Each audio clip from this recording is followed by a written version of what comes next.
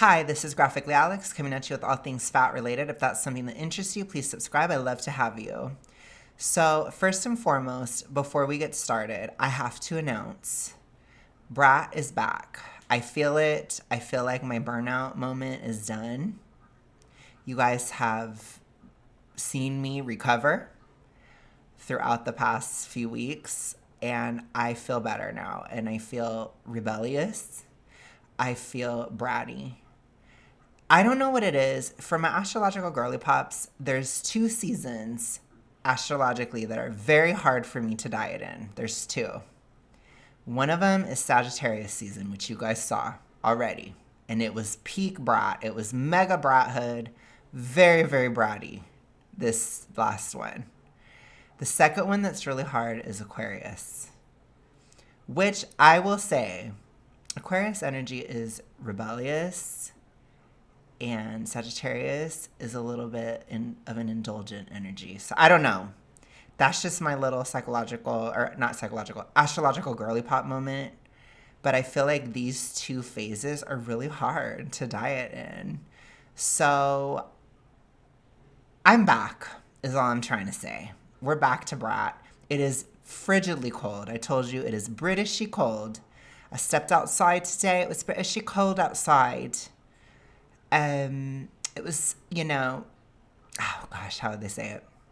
It was probably like -3 something around there. It was something like that.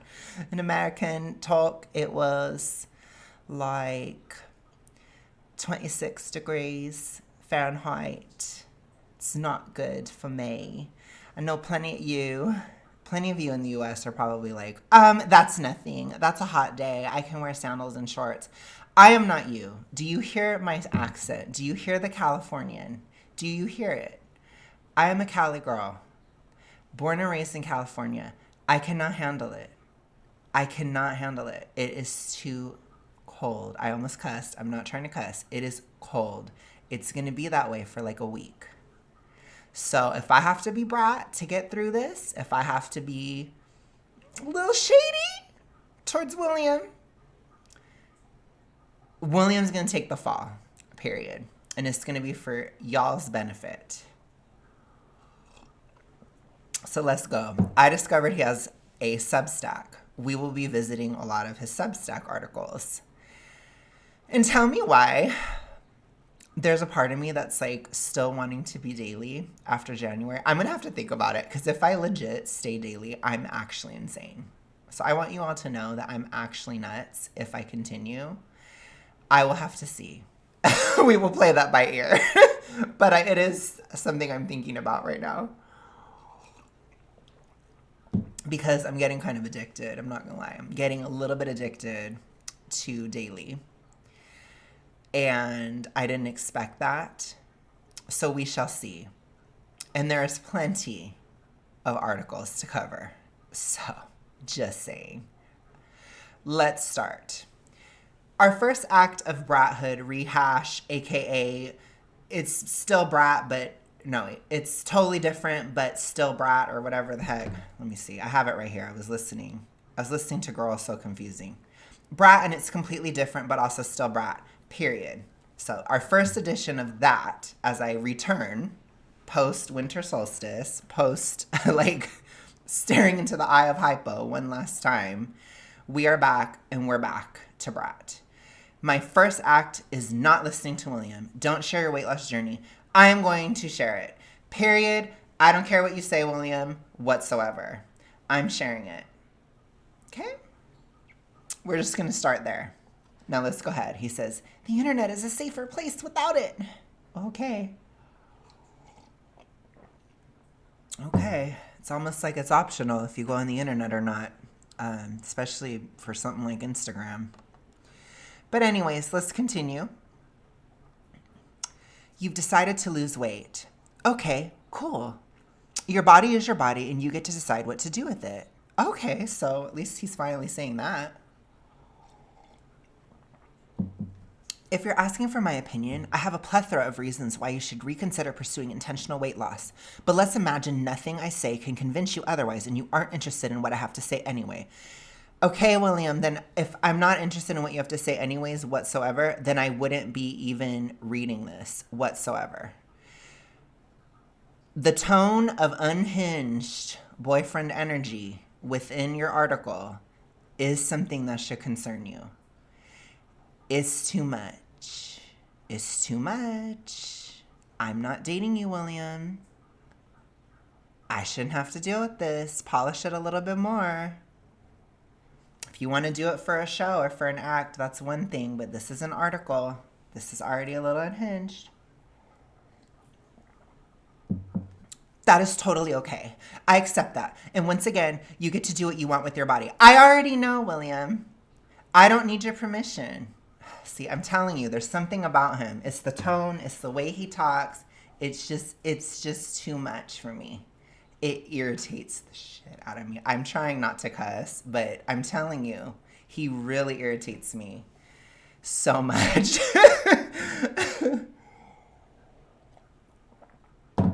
Gosh, I need to put a little alcohol in this tea to handle this right now, but I'm not going to because that is not weight loss friendly. And yes, I did just say that just to piss him off in case he ever watched this. Okay, anyways, let's continue. I'm telling you, I'm feeling it. Really feeling it. Oh, man. Okay. I accept that. Okay. And once again, you get to do what you want with your body. I will not be giving you my unsolicited thoughts on what you're deciding to do with your body. It's not my place. Okay. Okay, then just stop the article there. None of this is your place. Okay? See, it's just so stupid for him to say that. Oh, gosh. Sorry. I'm telling you. It is him. I think it's... The thing is, I try really hard to be, like, mostly, like, not as personal a lot of the time with fat activists, but there's something about William in particular where I feel like I do slip, and it's a little bit personal. Like, I actually really don't like him. And it shows. And that's why this is on, because I just can't handle it. I'm a brat today. I'm a brat. We're coming back strong.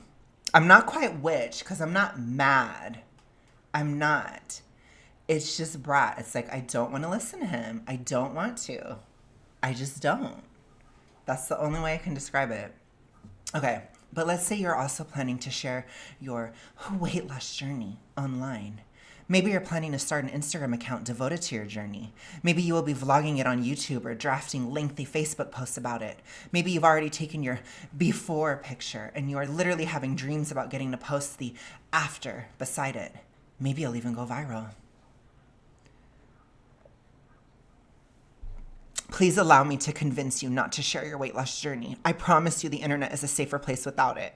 Oh, it is. Oh. Oh gosh, whew. I'm starting to like drift a little bit into witch hat territory. If he gets me there, I'll go there. I have it right here. But I'm serious. Oh, okay. His thing is called Recovering with Spite and Love. Gosh. For the sake of this argument, let's say that you are not one of the countless people who are not just losing weight and have actually developed an ED, body dysmorphic disorder, or an exercise addiction, or all three. Let's say your weight loss journey is completely unproblematic and you are not putting yourself at any risk physically or mentally. In this scenario, I'm so glad you are not in harm's way. My plea is simply that you avoid putting other people in harm's way by sharing your journey online. Oh, yeah, okay.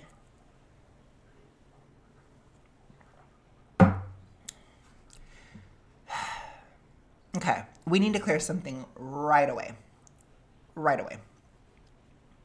You are not going to give somebody an E followed by the letter D from posting your weight loss journey.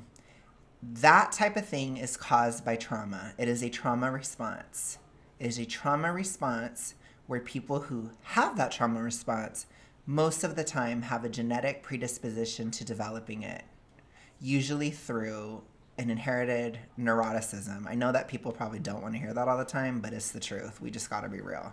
I told you it really has to do with being a ruminating person, which that's usually passed genetically. And it's that rumination that obsessive quality, for my Astro Girly Pops, that scorpionic quality, that type of thing, that obsessiveness can make you develop an E followed by the letter D, especially if your mother or father or something like a close relative has it, then you are at risk because you likely inherited certain personality quirks that can make it more likely. But remember, trauma has to activate it. It's not necessarily destiny. And even if you are traumatized, you can instead choose a positive coping mechanism rather than this one. By the way, if you guys hear any water dripping, it's the sink because we have to keep the pipes from freezing. It's that cold. Sorry, that was really dramatic. The cold makes me dramatic, okay? I usually am dramatic anyways, but I think the cold, it like really kicks it up a notch. But anyways, I just wanted you to know that. Okay, so let's clear that. For the majority of people, 95 to 97%, weight loss is unattainable long term. What about weight gain, William? Is that also unattainable?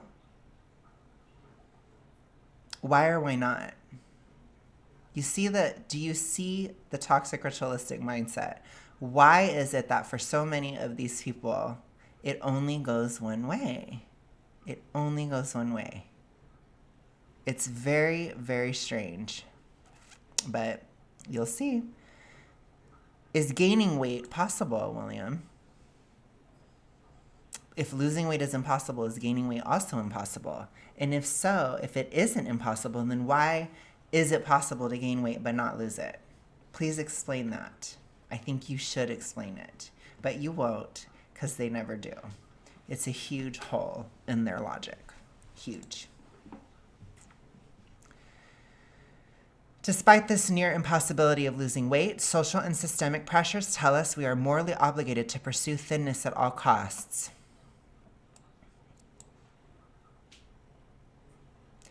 Have I ever told you guys on this channel to lose weight at all cost? Has anybody ever told you to lose weight at all cost? If they have, how often is that actually said? Drama. Not real. Doesn't exist. This is in your own mind, William. And for those that have been toxically ritualistic, this is a mindset that can exist. That is a toxic ritualistic mindset. Okay? No. Usually the at all costs mindset comes from the biggest loser mindset, or that idea that we should lose weight as fast as possible, that it needs to be done as quickly as possible. That is not true. What is more important than losing weight quickly is keeping it off. Keeping it off is more important because that means in the long run, you will actually be finished losing the weight a lot faster than rushing and constantly losing the weight, then gaining it all back because you're not doing it in a healthy way or a sustainable way. It's about sustainability. It's about not putting it back on. And remember, if you are hypothyroid, the winter does cause a bit of regain, but it's water. If you want to get technical, it's water and I don't know how to say this without sounding gross, but it's water and constipation. I'm just going to say it because your system runs slower in the winter, especially with hypothyroidism, especially with supermorbid obesity, etc. And it takes time to come back down. So then it does. By the spring and summer, it's all gone. So year over year, you see that you keep losing.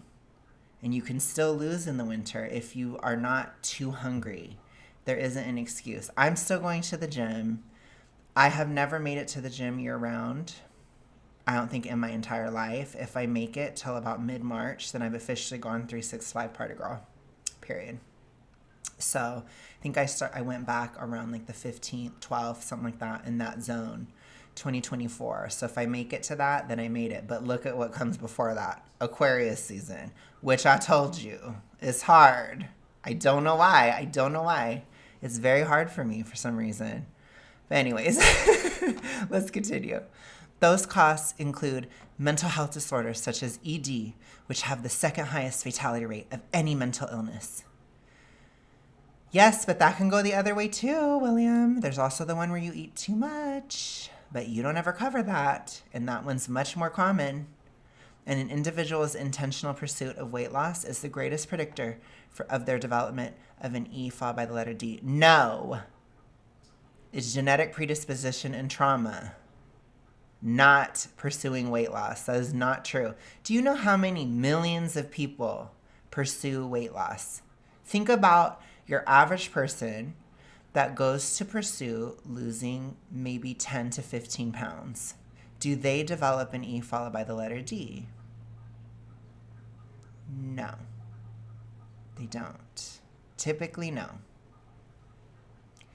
That is not how you develop one. How you develop one, as I told you, is you get traumatized and you start to fixate upon your body. That fixation leads to affecting behaviors around consumption. That's what happens. If somebody is not obsessed constantly with how they look on a body size spectrum or whatever in that way, then they're not going to develop that. If they're just like, I want to lose 10 pounds. Okay, I'm going to count my calories. Okay, I'm going to systematically lose 10 pounds over the next 2 or 3 months. Okay, it's done. Okay, I'm going to maintain. Okay, whatever. That's not E followed by the letter D. That isn't.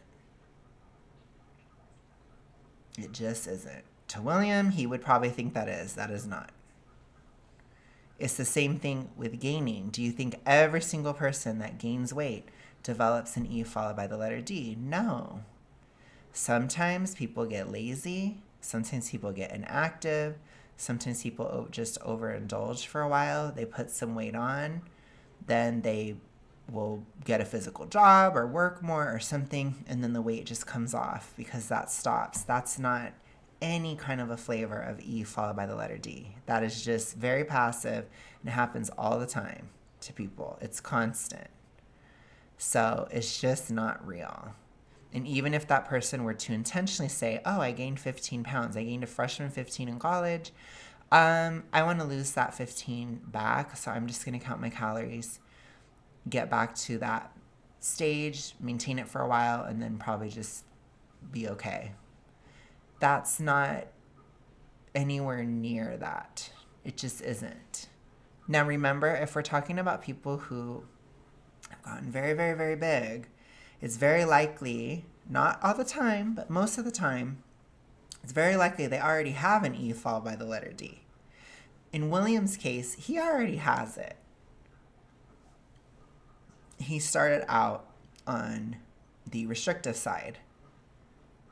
And I think that he's just kind of slid along the spectrum. But he is not anywhere near recovery. He's not anywhere near anything. He is absolutely obsessed with his body. You can tell. Absolutely obsessed. And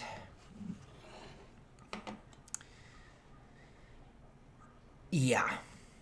That's why he feels like if he sees your progress, then he feels triggered. But we aren't doing that to you, William. You already had the issue. You need to deal with the issue. When I see that other people lost weight, do you know what I feel?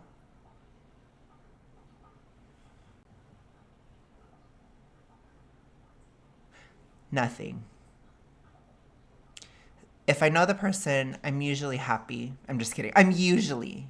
Unless if I'm competing with them, then I'm angry. And then I try to sabotage them. I'm just kidding. No. I'm totally kidding.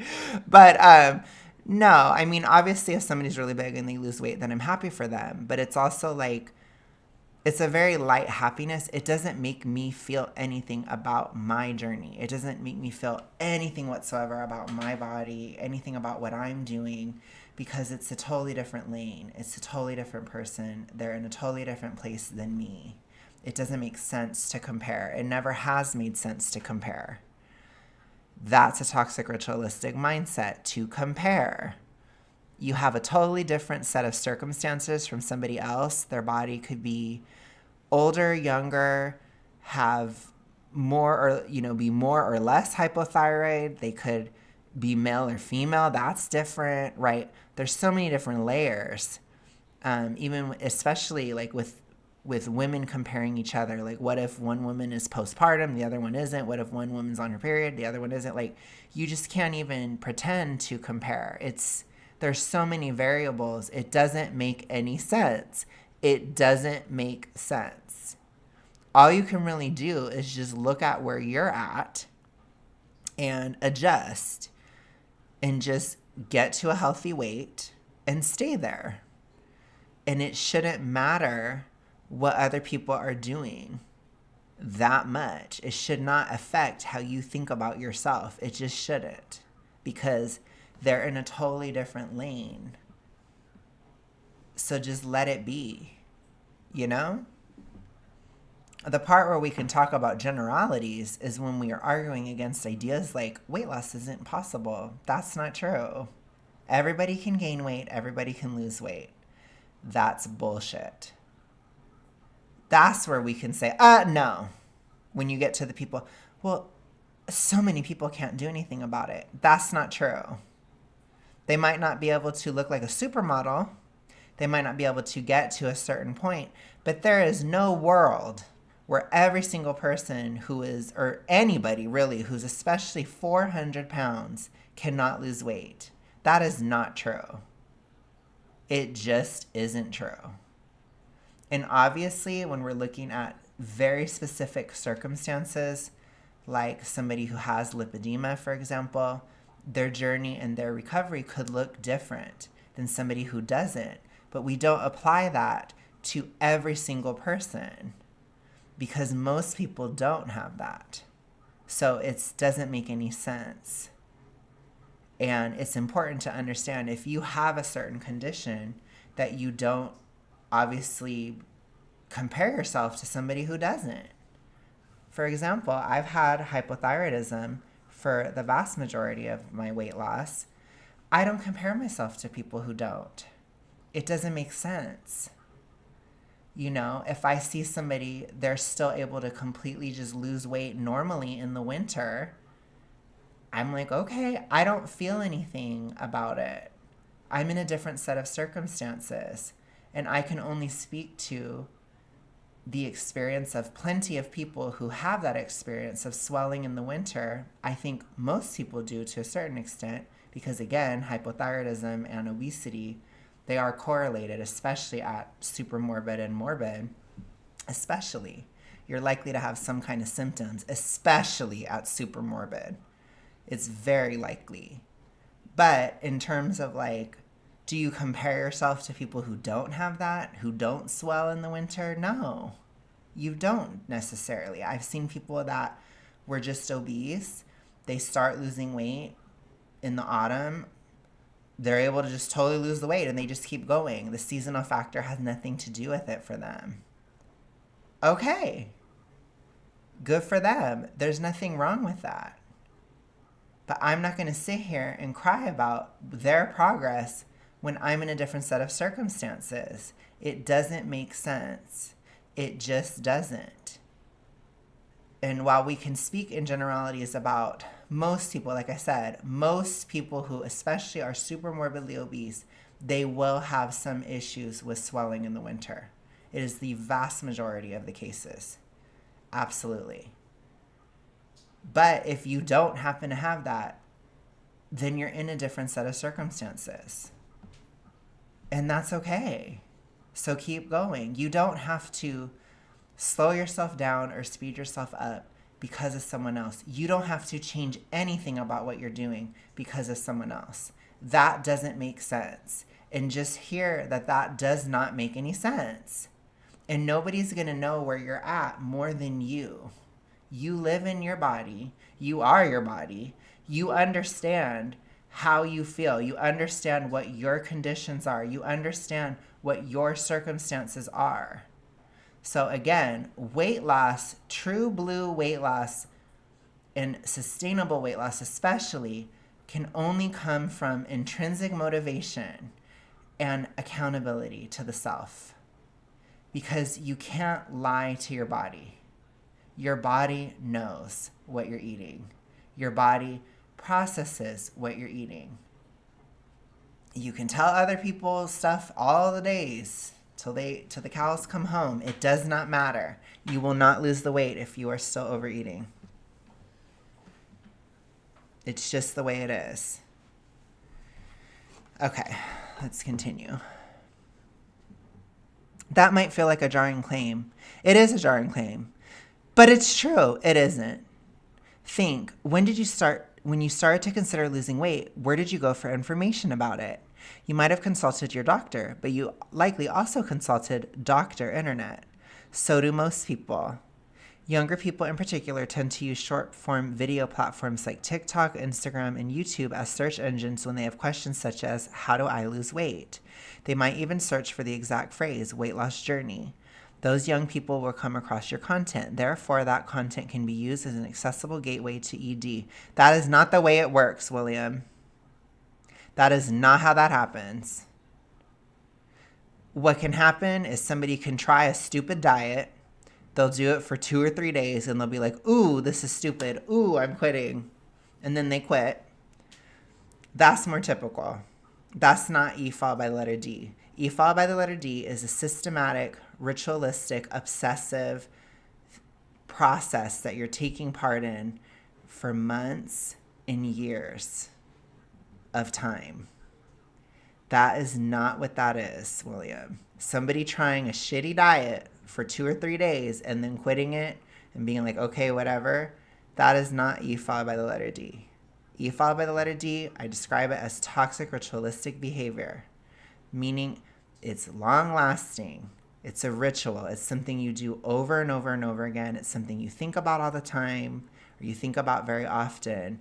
You take part in it almost like a toxic religion, with sometimes being more fervent about it and sometimes being less fervent about it, usually due to the amount of anxiety you're experiencing at that time. But still, if you have that, it's likely gone on for a long time. It is a long-term issue for most people.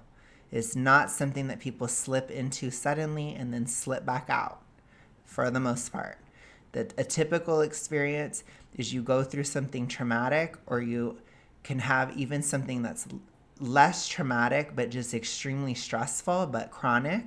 So a really, really good example of that is an abusive job. Something like an abusive job can make somebody develop an E followed by the letter D. Imagine you're at an abusive job for 2 years. You could develop some kind of toxic coping mechanism at that type of situation. Another way is acute trauma. So something really horrible happens to you at a young age or something like that, that can activate it, even if it's just one time. That can activate it. But there's usually going to be the time before that and the time after. And it's in the time after that this starts to develop as a coping mechanism that then over time can get worse, even though it doesn't always get worse. In my case, it did. It started out less severe, then became moderate, then became severe by the time I was in high school. So it's usually not something that you just go from 0 to 100 real fast. It isn't like that. It takes time. Because you have to think, these toxic pathways in your brain, they take time to develop. It takes time to make these connections in your brain that are not organic. They don't actually exist in reality. And there's something that is created by the disorder and then reinforced and reinforced and reinforced. And that's why it can be hard to get out of it, because you literally have to change the way your brain works. You have to change how you think about this. And that's hard. You have to starve certain connections in the brain and cut certain ways of thought off. But if you do that long enough, then it goes away and then you heal. But it takes, depending on how bad it is, it can take years. You know, I told you guys, I said it many times on the channel, I stopped in 2020. I still was having a lot of triggers and a lot of mental pathways that were still pretty strong in 2024. But I had already broken the eating connection. So that was gone. But the anxiety, the way I thought about things, the mindset, all of these different things and the triggers, they were still so fresh. And I still had to deal with those triggers and navigate around them without the disorder. And it was difficult. But it's done now. So it ends. But that's in a very severe case. If it's not severe, you can get out a lot easier. That's why it's important to just, if this is something you've been doing for a while, you need to just cut it off as soon as possible, because you don't want it to become super deep. You don't want to end up like William. I'm going to say it. You don't want to end up like William. You just don't. Look at how deep it is in him. It's the air he breathes. It's everything about him is this. You don't want to end up like that. So if you have these mindsets and behaviors especially, you got to cut them off at the root. You just have to. You cannot let that just sit there. It's not acceptable. So don't think things like, weight loss is impossible. That's not true. Calories don't matter. That's not true. Cut it off right there. It's bullshit. Boom. Just don't believe this type of stuff. And if you are traumatized, find a healthy coping mechanism. And do not go here. Don't. Would not recommend. 0 stars. Furthermore, if you create really engaging and interesting weight loss content that people spend a lot of time watching on a social media site that uses an algorithm, as most do nowadays, their algorithms will start feeding them even more weight loss content. Even if your weight loss journey is quote unquote responsible and quote unquote healthy, I guarantee you that most people's is not, and that your content will serve as an algorithmic open door to a bunch of significantly less responsible and healthy weight loss content. And what do people who usually watch that kind of content end up also getting in their feeds? Implicit or explicit ED content. Content that these social media companies do not have the policy or moderation teams in place to take down before it causes harm. Even if they even take it down at all, a lot of times, even when that content gets user reported, it isn't removed. Because a lot of times it isn't, William. I try my best to describe these things a lot on this channel in a way where it makes sense. I describe the difference between toxic ritualistic behavior, which is E followed by the letter D, if it is done often enough to reach a criteria of diagnosis, and describing toxic ritualistic mindsets, which not a lot of people, or some people who have the mindsets don't have the behavior. They are two separate things. So if somebody has a mindset, that doesn't mean that they automatically have that. But if they're pushing the idea, for example, that calories don't matter at all, that is a toxic ritualistic mindset. But that doesn't mean that that person has the diagnosis, which means they will not be taken down. And again, having one belief or whatever, it's not enough to kill you. But it still isn't good. And I try my best on this channel to point it out when I see it. Because, like, let's say somebody believes that carbs make them fat. Does that person have an E followed by the letter D? No, not necessarily. If that's the only thing they have in their mind and they just avoid carbs, they're probably going to be okay. Where it can get bad is when they say that or they believe it, and then it starts to affect how they eat. And then they say, okay, well, I'm going to avoid carbs, da-da-da-da. Then they avoid the carbs. Then they're thinking about how they're avoiding the carbs all the time. They talk to everybody about it. They obsess over it. They tell people, oh, I'm avoiding this and this and that. I'm avoiding that, da-da-da-da. You know, you really shouldn't be eating the carbs either. I don't think you should be eating it either. That's not cool, da-da-da. They do all this stuff, right? Then that continues. Then eventually they're not necessarily feeling well because maybe they're being a little extreme. They're not eating any carbs whatsoever, ever, for any reason. and it starts to be a little too intense. Then they're like, oh gosh, I'm really wanting to eat carbs. Then they start obsessing over that. Then they're thinking about it and thinking about it and thinking about it. And let's up the stakes, and this person is losing 40 pounds during this time when they're avoiding carbs. And then when they obsess about eating them again, then they do eat it. Then they gain that 40 pounds back and maybe even more. But do you see how long this takes? Then they spend plenty of time looking in the mirror, freaking out about it, either way. So it's, oh my gosh, I'm losing weight. Oh my gosh, look at this. Oh my gosh, I look different. I look different. I look different. I look different. I look different. If this is going on in your brain, I do think you need to be careful.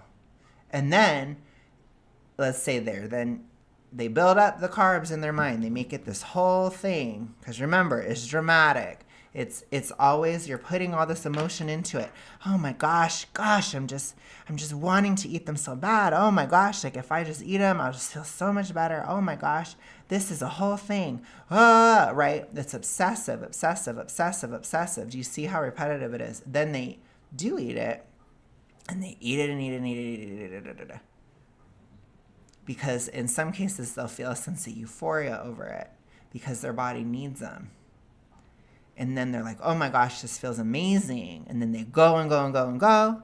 They gain a bunch of weight. Then they freak out about, I look different. Then repeat. Oftentimes, in extreme cases, for years. That's what William is saying. William is saying that somebody can watch an IG reel and they will develop that. That does not come from watching an IG reel, William. It's too much of a commitment. It's too much to come from the media, any media. Media is not, they cannot even get somebody, a lot of times they can't even get people to quit smoking cigarettes from commercials and stuff. You really think that the media has that much of an effect on the behavior you do by yourself in the middle of the night? By yourself? No, it doesn't. That's bull. Guess what does have an effect on it? Your thought process, the way you think, your obsessions. Do you see what I mean by that obsessive quality? That puts you at risk for this. You have to be pretty obsessive to have this. And remember, it's not always severe. It can be light, but it can get worse. And it's not good. I don't think it should be tolerated, like I told you. But do you hear that kind of simulation? That's what it is. It's not something like, oh gosh, like I said, if somebody just stuck to, well, carbs make you fat and I don't want to eat them. And they just didn't, and they were just normal. Oh, well, I have some things sometimes, but I typically don't eat it, blah, blah, blah. And they don't care if you do. They don't really think about it that much. It's just their lifestyle. Or maybe they especially have a physical condition that makes it more difficult for them to process carbs, so they just genuinely feel better without them. That's not you fall by letter D. You see how much lighter that is? Of a concept. You see how much lighter that is in the mind? Oh, well, I just feel better when I eat less carbs, so whatever.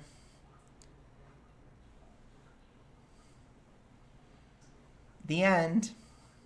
Do you see the difference?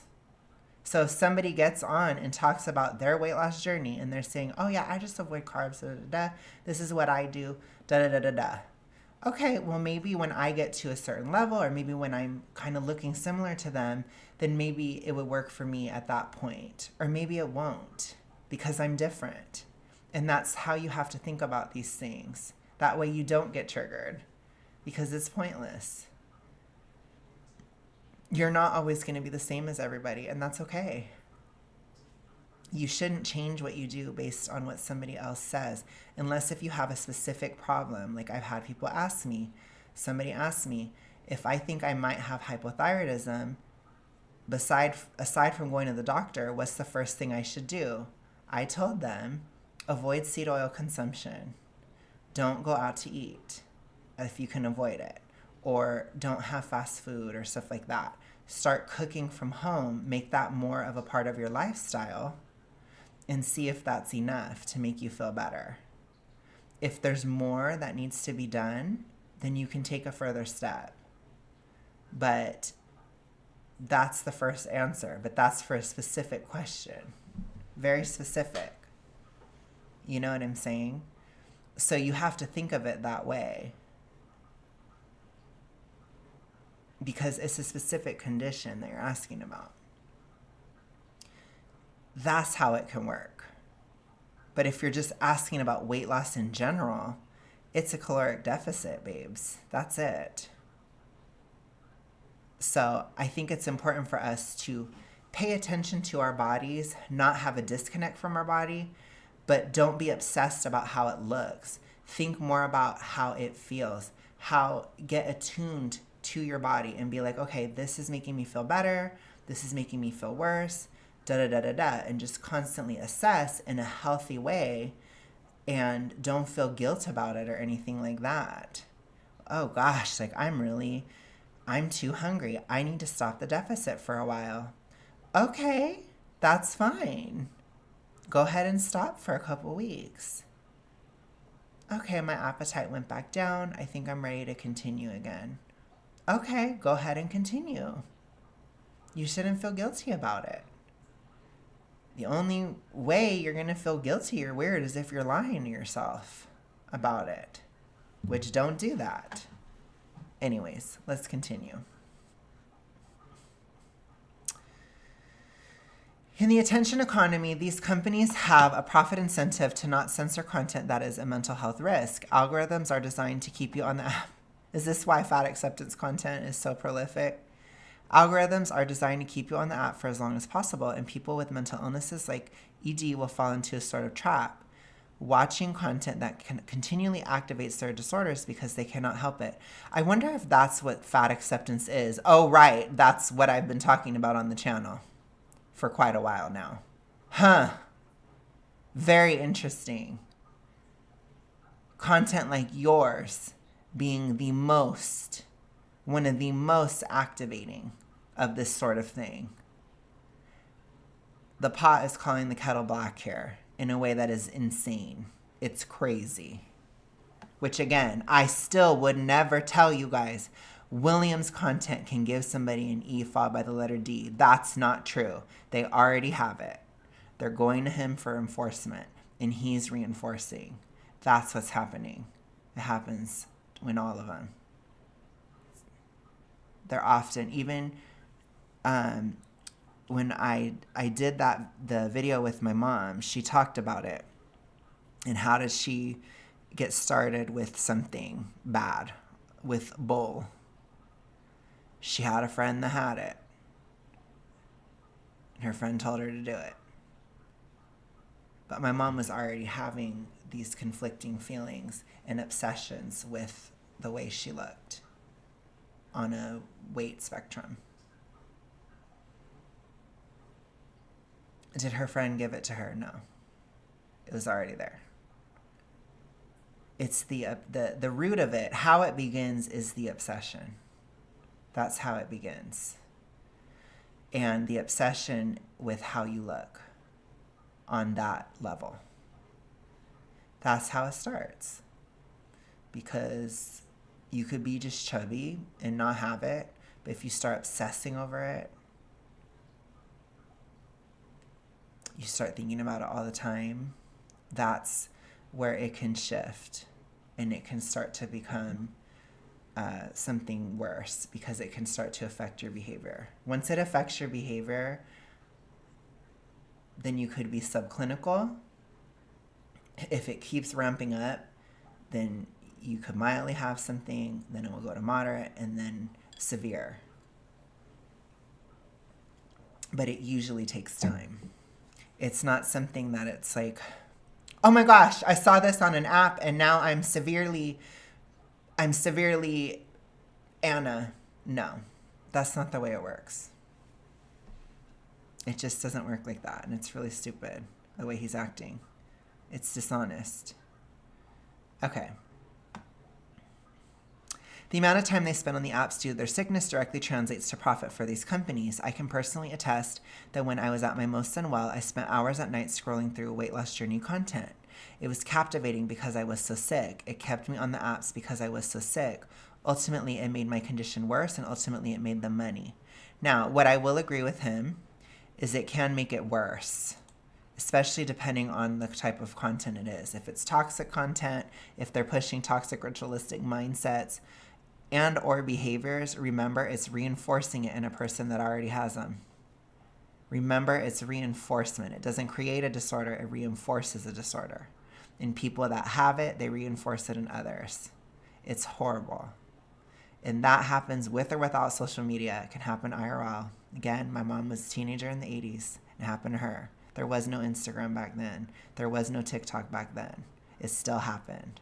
So that's not something that we can blame media for, because it's not going to necessarily go away if you take media out of the equation. Reinforcement has always existed within this disorder. That's one of the most deadly parts about it, and one of the worst parts about it, because it makes it so incredibly hard to get out, because it's people try to keep you in it, and it's because they're in it. And so I describe it on the channel as unsubscribing. Think of it like Netflix, and you're unsubscribing from it. That person's still subscribed to it, but I'm not. I checked out of my subscription to that way of thinking. I'm not doing it anymore. I don't hate them for thinking that way still. I can't control if they think that way or not. I can only control how I think, and I'm not going there ever again. And that's how you think about it, and that's it. Because you can't control how somebody else thinks, but ultimately they cannot control your behavior, and they cannot control how you think about your body. They can't control how you think about how you eat. They just can't, unless if you allow them to. So don't let people reinforce it in you. Don't. Because it will keep you from recovery. It absolutely will. And you have to say, no, I don't believe that. Or like I said, they're still subscribed to that, I'm not. And separate it in your mind. And then you just go on with your day. Okay.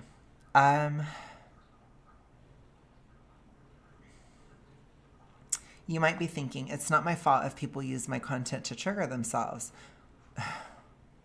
Or I didn't invent algorithms. And you're right about both those things to a point. What I will say is, social media is not required for this. It happens. It happened even back in the 80s, William. Did they have social media back then? No, they didn't.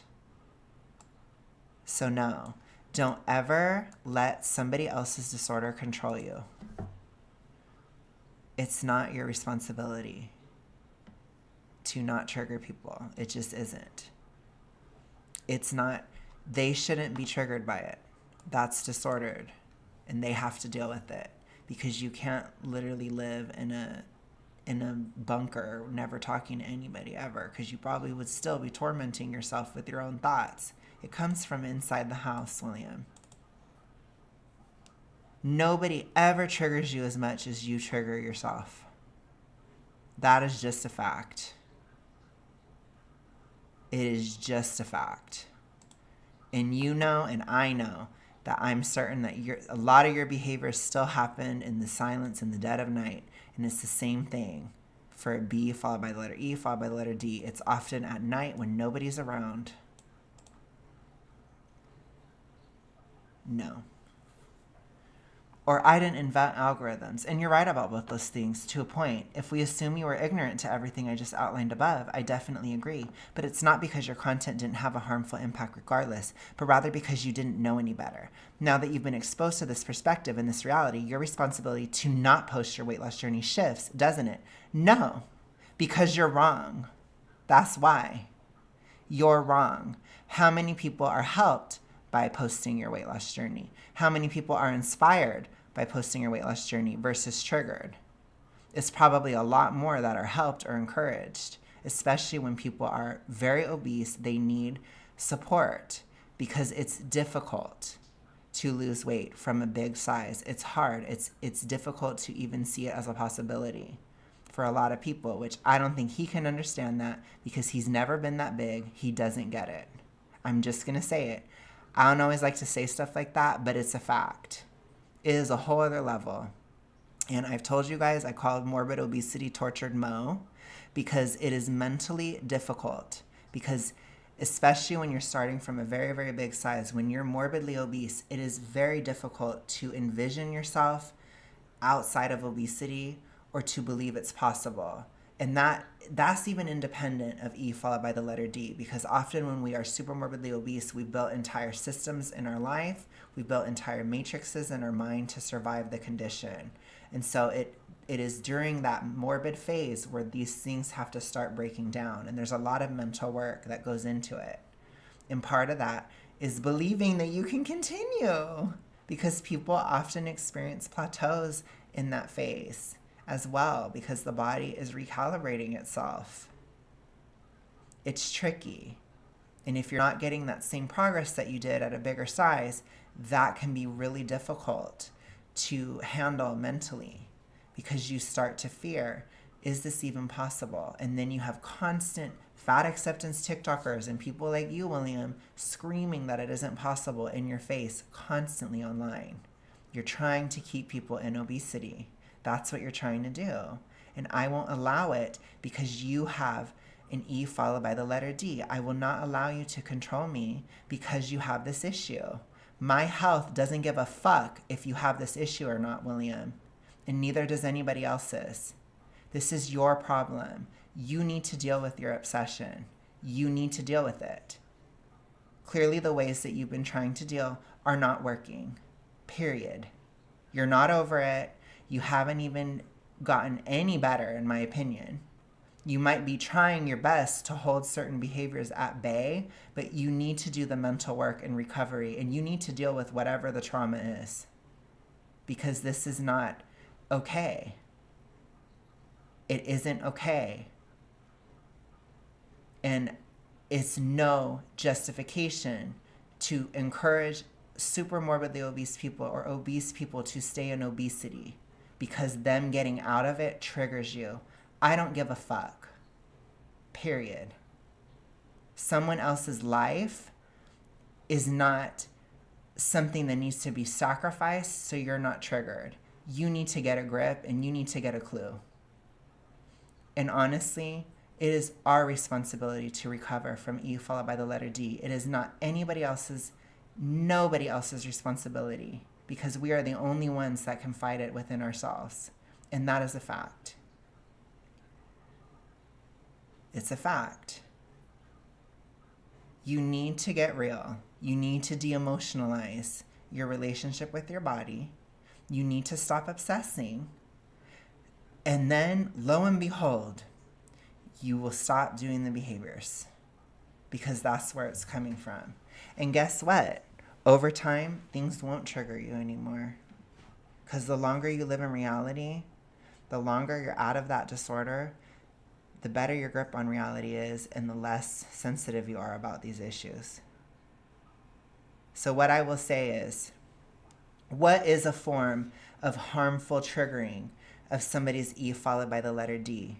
There's two things. There's reinforcement, which a lot of times people do it and they're not necessarily aware that they're doing it, but that is wrong. Do not reinforce. 2, do not shame people's bodies if you can avoid it, which typically you can. There's usually no reason to say you look horrible. Wow, you're so disgusting. Wow, these types of things. There's no reason to say that to somebody. I do agree that body shaming is not helpful. It isn't. That's a way that you're triggering somebody and there's no benefit and there's no reason to do it other than to just be a dick, basically.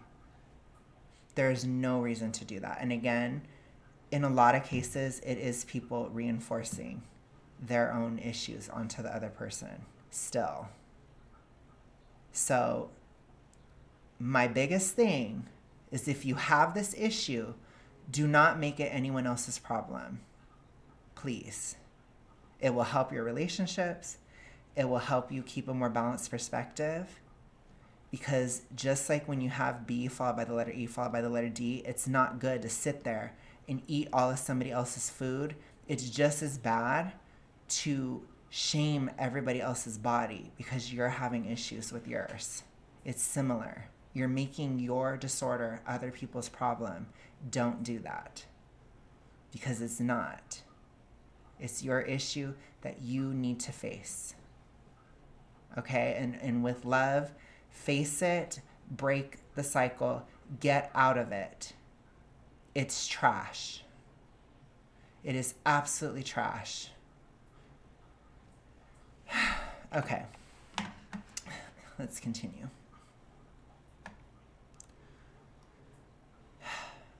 When you know how all this works and you know that your weight loss content is performing well due to a predatory algorithm that ropes in mentally unwell people to specifically watch your content, and you choose to actively contribute to that problem, are you not liable?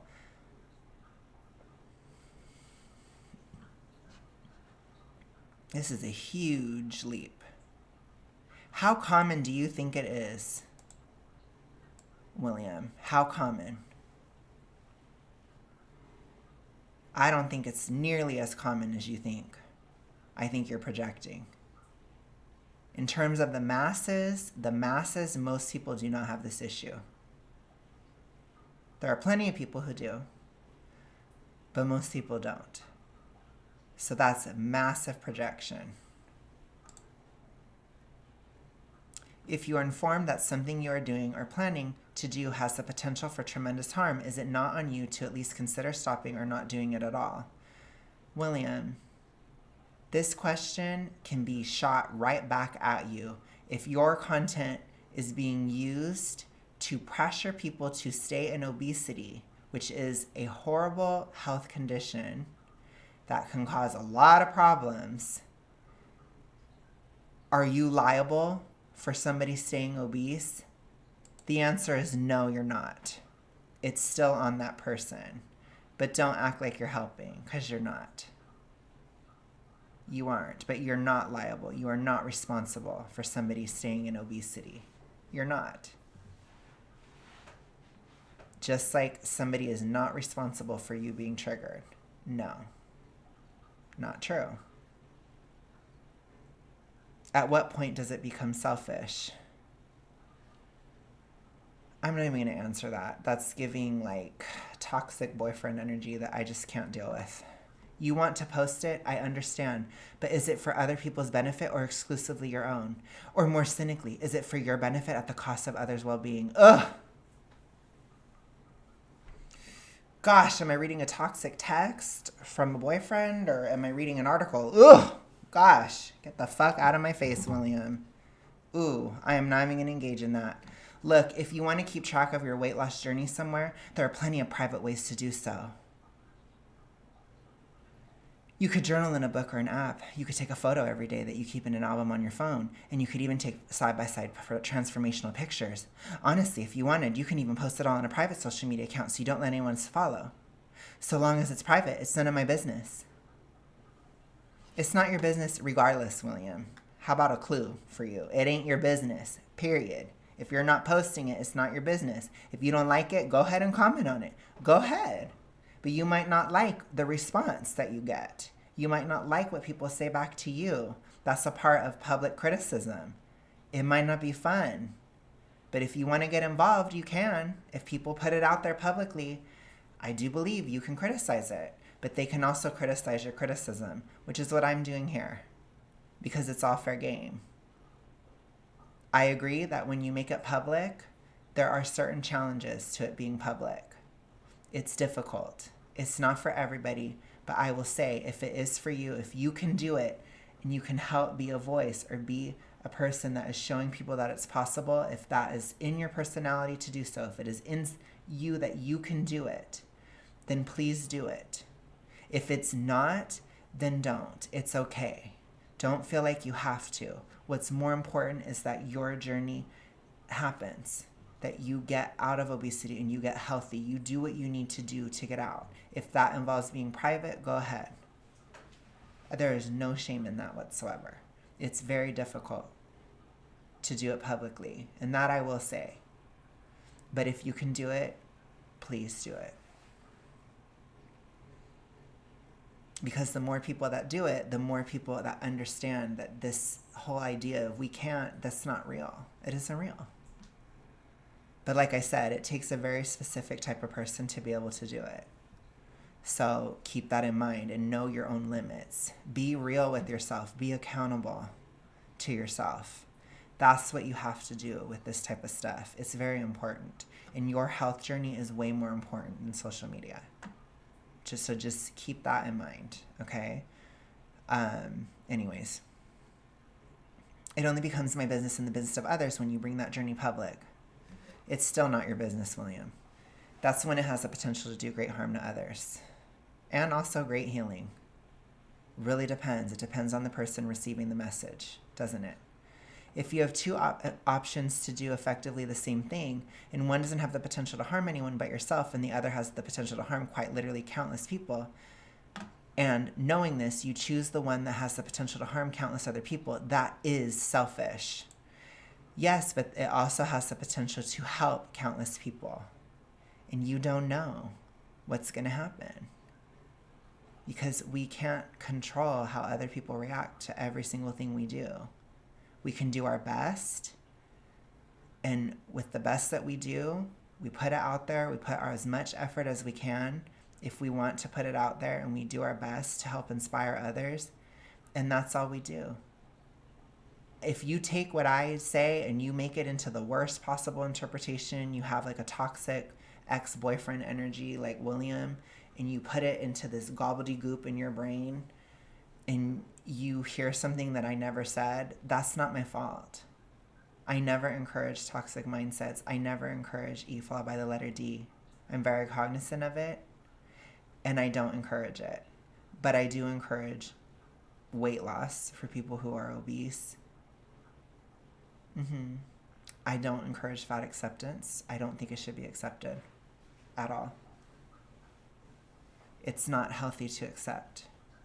And by fat acceptance, we mean obesity acceptance. Because that's literally what it is. Okay, let's continue. At the end of the day, why are you actually sharing your weight loss journey publicly? I'm doing it to show people that's possible. That's what I'm doing. With as much nuance and grace as I can possibly muster, even though I'm a little bit introvert cringe, not the most demure person, kind of brat, still takes a little bit of brat energy to break E followed by the letter D, because you have to break the rules. You got to break them because they're not real. They're not good for you. So, yeah. That's why. So that people will praise you? No. I don't do it for the approval of other people. Oops, looks like your whole freaking argument just died. So that you can prove that you earned the truly unearned social and systemic privilege that thinness affords people in our society? No, to prove that it's possible to get out of obesity, that it's not something you should accept, that you don't have to accept it, that you shouldn't accept it, that is holding you back, and it's unnecessarily holding you back. Bing! That's why. So you can prove that if you lose weight into a smaller fat body, you are one of the good ones? Ooh. Part of me wonders if he ever watches my content. If he does, oh my gosh, you know he hates me so much. You know he hates me. I know it. I can feel it. I can assure you it is not helpful to others because it is not to help others because quite simply it won't. No, it is. It is to help others. And like I said, take your toxic boyfriend text energy. Take your toxic I'm going to say ex-boyfriend energy out of here. Because if you have somebody being all crazy like this and they're assuming all this stuff about you, that needs to be an ex, period. That needs to be an ex. No. By posting your weight loss journey, you are actively upholding a system of oppression. Oh my gosh. So choose not to do so. Just don't. Oh, gosh.